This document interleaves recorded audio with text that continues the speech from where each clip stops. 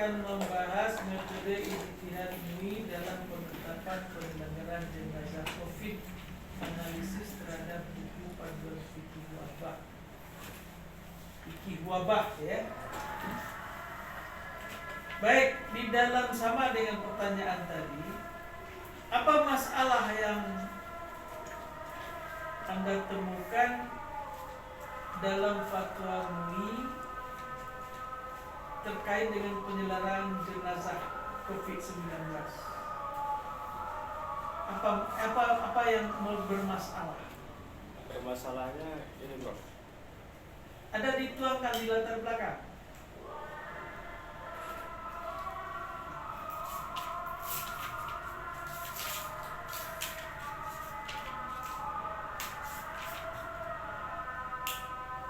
Mungkin belum atau tidak. masalahnya pengurusan jenazahnya kan beda seperti yang Ada nggak di latar Ada. belakang? Ada. Halaman berapa?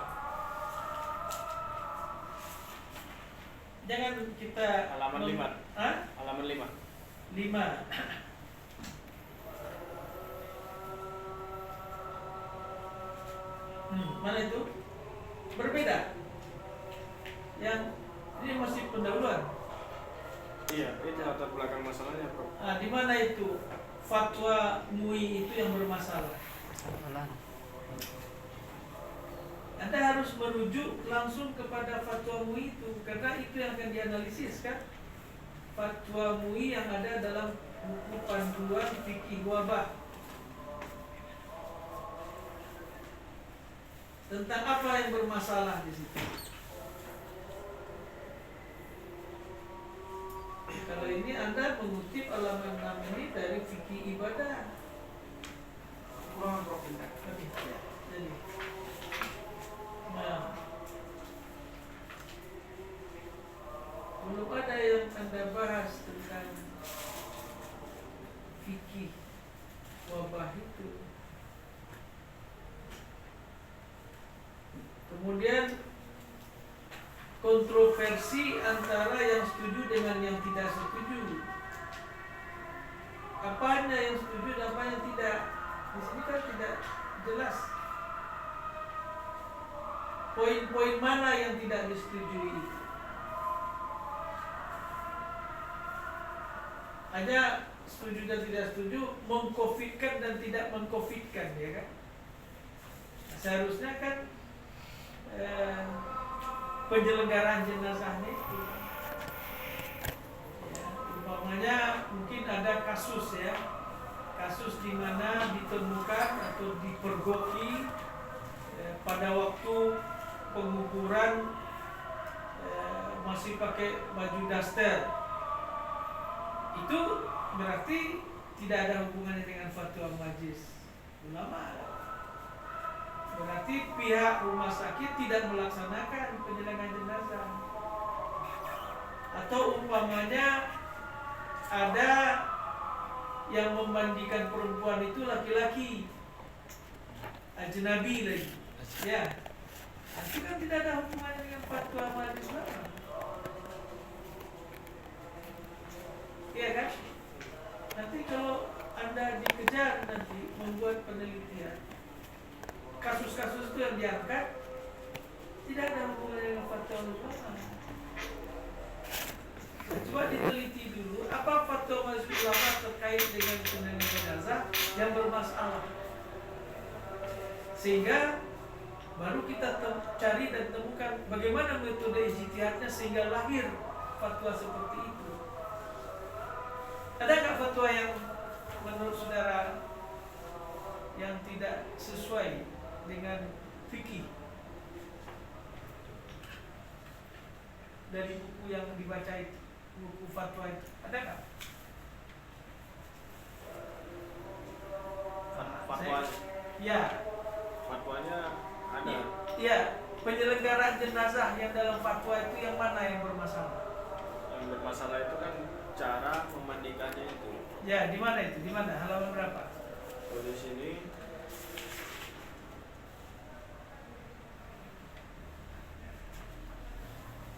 Ada teks fatwanya dibuat? Ada. Halaman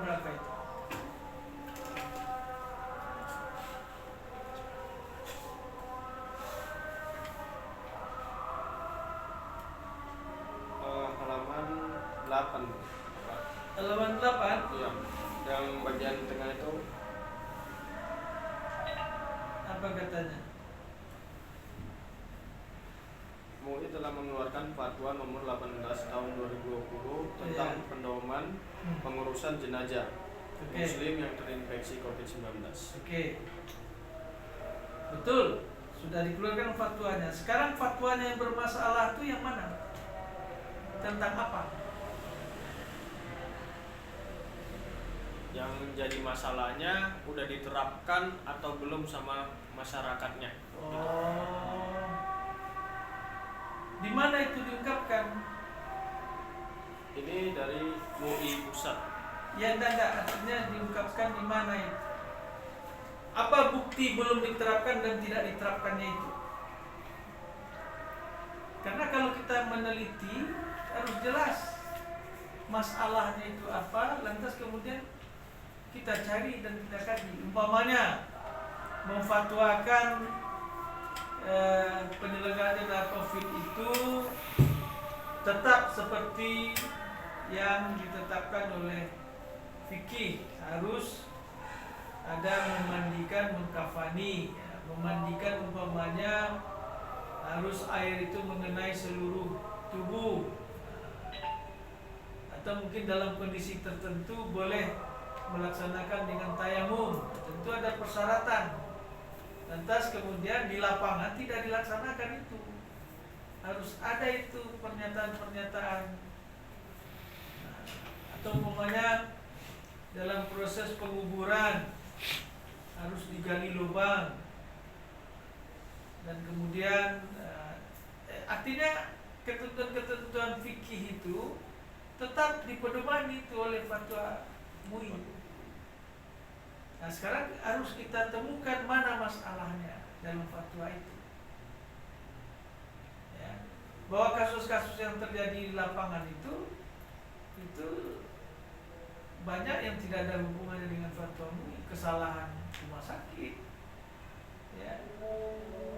Atau umpamanya penetapan ini mayat harus diselenggarakan dengan protokol COVID, padahal belum keluar swab yang menyatakan itu tidak ada hubungannya dengan fatwa MUI. Itu kebijakan rumah sakit. Ya kalau umpamanya mana tuh ada orang yang banyak mengatakan sudah dinyatakan COVID, itu keluarlah dana sekian besar. Nah, jadi artinya harus ada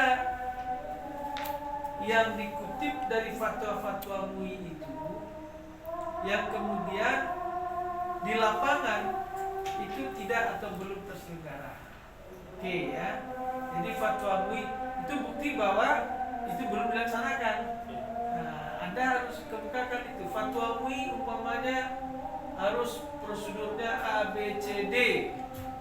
Di lapangan hanya A, langsung dikubur. Nah, jadi kemudian apa hubungannya dengan metode ijtihad MUI? Kalau kita ingin mengkaji metode ijtihad MUI, boleh jadi ada rumusan keputusan MUI itu yang bertentangan dengan fikih, atau yang tidak sesuai dengan fikih yang mu'tabar umpamanya kan. Nah itu harus kita temukan.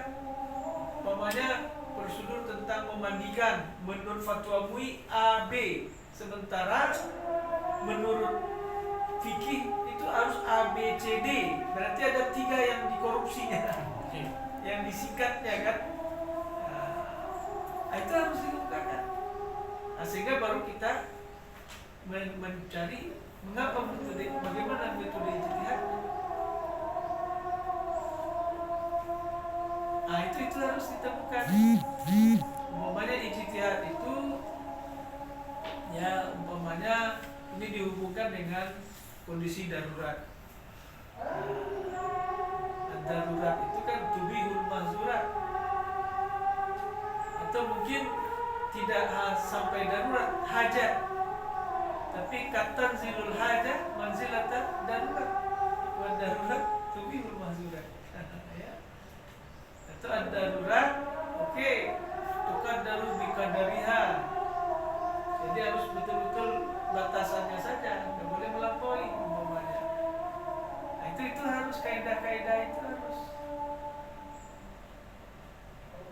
Ya, saya nggak tahu tadi ada ditanyakan ini. Ada ya.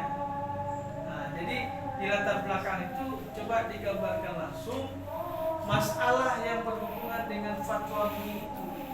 Apa diantaranya poin-poin yang umpamanya diringkas, disingkat, dipangkas oleh fatwa MUI sehingga ada beberapa prosedur yang tidak perlu dilakukan dalam kondisi normal. Nah, umpamanya ya, sesudah itu baru kita bicara metode. Mengapa dia merumuskan seperti itu? Umpamanya metodenya mempertimbangkan kondisi darurat atau mempertimbangkan kaidah-kaidah, ya, idza dzakal amru ittasa'a. Kalau kondisi sempit, sulit, bisa dilakukan sebisanya. Nah, ya kan. Wa idza tasa'a dhaqa. Harus ada kaidah-kaidah itu. Ya.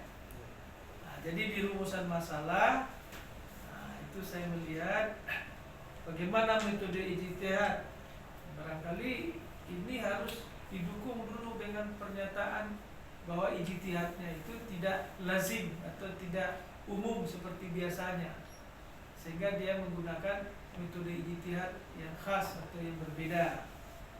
Nah, bagaimana penyelenggaraan jenazah dalam analisis buku panduan fikih Wahbah?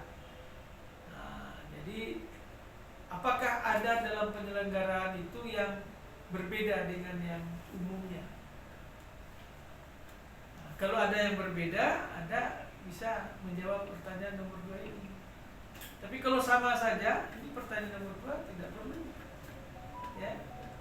Nah, kemudian bagaimana hambatan ijtihad tentang penetapan? Nah, ini juga harus dilihat apakah betul-betul ada ijtihad dari fatwa itu yang tidak terlaksana. Ya. Nah, supaya muncul masalah ini. Jadi pertanyaan ini akan muncul dari masalah yang kita gambarkan di awal. Nah, itulah yang kita akan jawab. Ya.